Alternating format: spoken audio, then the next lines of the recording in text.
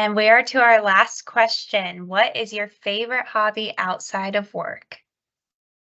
Lots of hobbies, but I think my favorite would be I'm a maker. I like to make things. Every now and then I just get the urge to do something creative.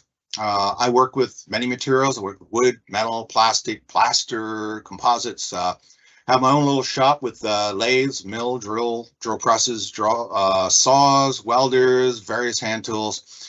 I recently added a 3D printer to my tool set. I'm also a member at my local maker space with access to lasers, water jets, CNC routers, and a 4-axis CNC mill. Among the other things, I make scale models and prop replicas. I made a radio, white object over there, radio from the video game Portal for my kids to cosplay with at Otakon 2008. My first 3D printing project was a 1/10 scale replica of a cast iron fountain that used to sit in our center square 100 years ago. So I'm surrounded by my many projects, large and small, that I've done over the years.